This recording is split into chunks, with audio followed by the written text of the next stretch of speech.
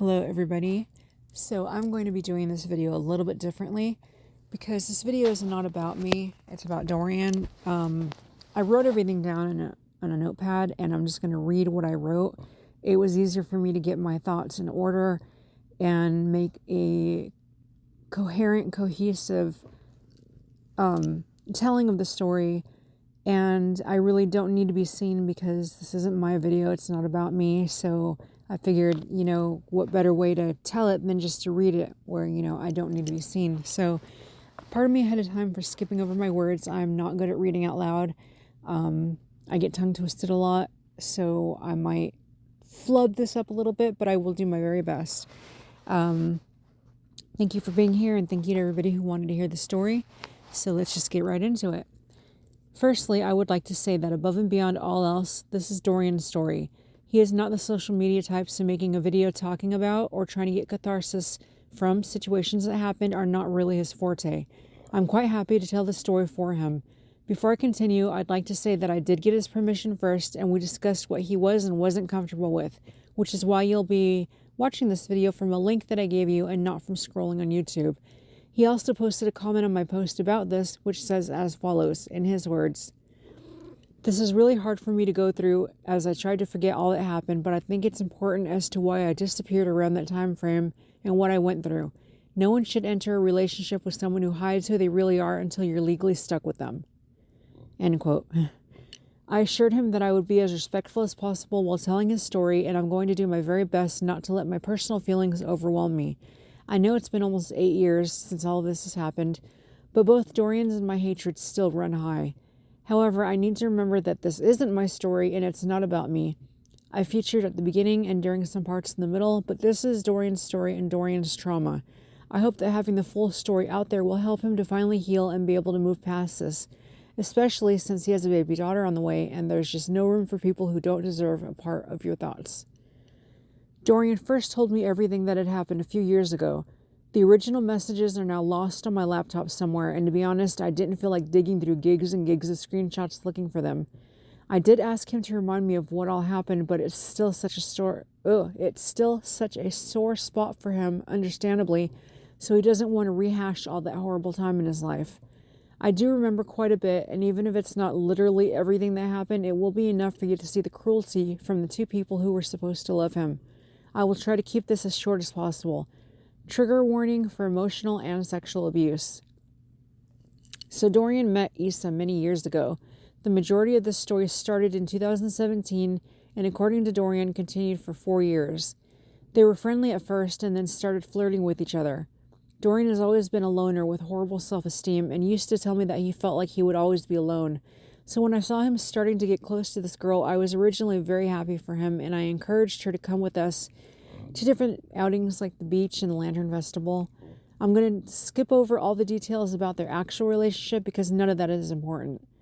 What is important is that she single-handedly threw a wedge right in the middle of my family. Dorian moved out and went somewhere else where he was allowed to be with her because by the time I realized how toxic she really was, it was too late and she was already manipulating him.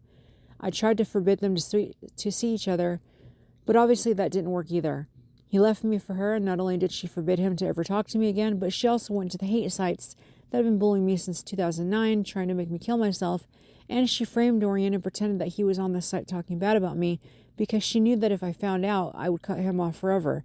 So her plan worked for way too long. So let's start this next part with a little bit of accountability on my part. Logan, my husband before Josh, was much too young to be my husband. There were various reasons we ended up together, but none of that is pertinent to this story. He was never groomed by me, manipulated, or abused. I tried to do everything right by him that I was capable of doing, and I never meant him any harm or tried to change him in any way. He was 19 years younger than I was, and he was the same age as Dorian. He was completely legal, and when he was 18 years old, we were legally married. We were together just under 6 years.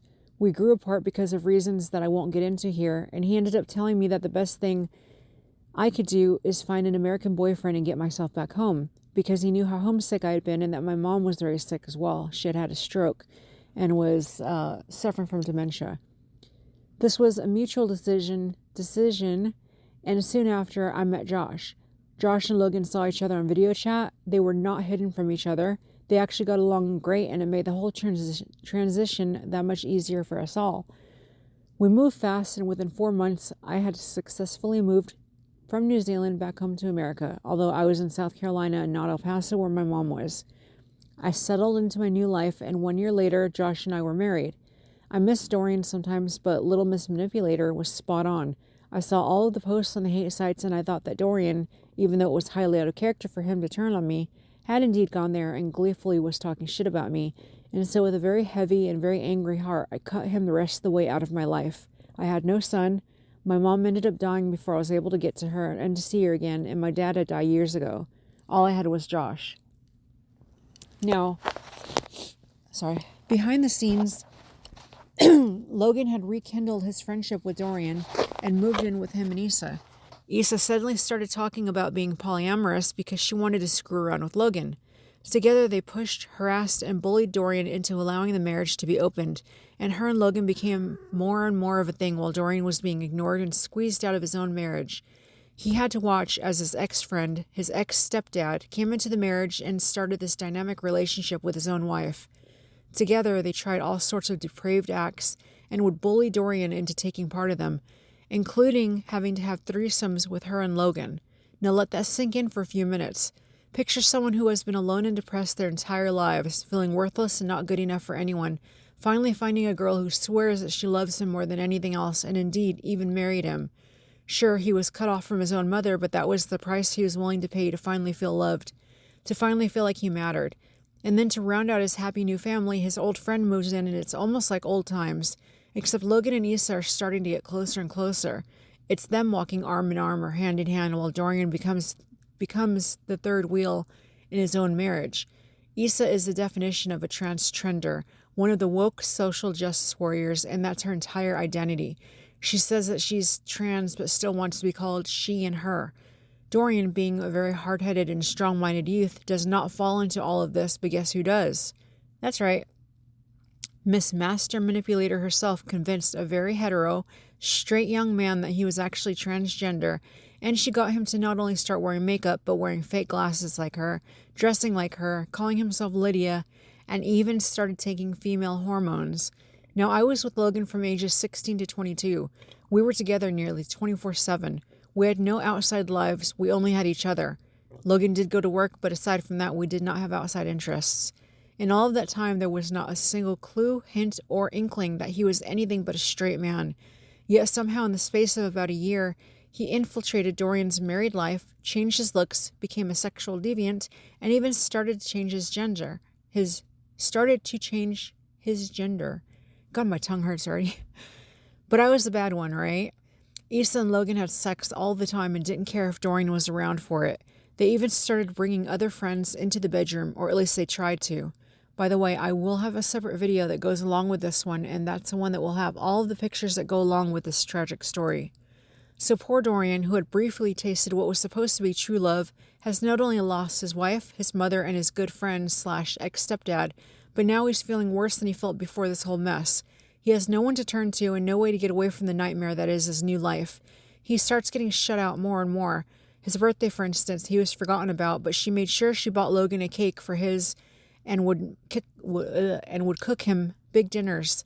Slowly but surely, Dorian became extradited from the entire relationship, and it was him standing alone on the outside while Logan and Issa moved out together, and they were making plans for their new life together. I don't know too much about what happened after this, but I do know that after a year or so of chasing her down, she finally granted Dorian a much-needed divorce. He reconnected with friends she had cut him off from, and he and I were also able to reconnect and work on repairing the damage she had done to our family. Dorian has worked at the same place for almost 8 years, in steady employment. He is sober, and best of all, he is about to be the daddy to a baby girl. His resilience is paying off, and I'm so proud of the man he is becoming. As for Issa and Logan, last I heard they are no longer together, even though they were blatantly planning their wedding right in front of Dorian. Issa's latched onto some new victim who I know nothing about. And Logan? Well, he sure screwed up big time by starting female hormones, because now he is going by they, them, not she, and he's back to going by Logan instead of Lydia. Karmic justice? I can only hope that the two of them feel as much misery and pain as they made my son feel. Meanwhile, he's turned his life around and is thriving. He's mentioned that he suffered through so much abuse with them, and while he doesn't want to relive it and go into actual details, I think we can all agree that even what we do know is a nightmare. I can't imagine what else he went through that he doesn't want to talk about. Pay special attention to the other video with the pictures, and you'll be able to see him being pushed away and out of the relationship as Logan starts morphing into her.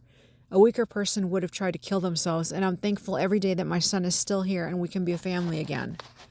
So that's the whole story. I know it's probably much longer than I meant for it to be, but a lot less detailed than you were probably hoping for, and I do apologize. I really hope that one day Dorian can fully heal from this and move forward and never look back again. Congratulations on taking your life and your power back, and congratulations, Daddy-to-be, on your upcoming bundle of joy. You deserve everything that's wonderful and good in life, and you have a ton of people here supporting you.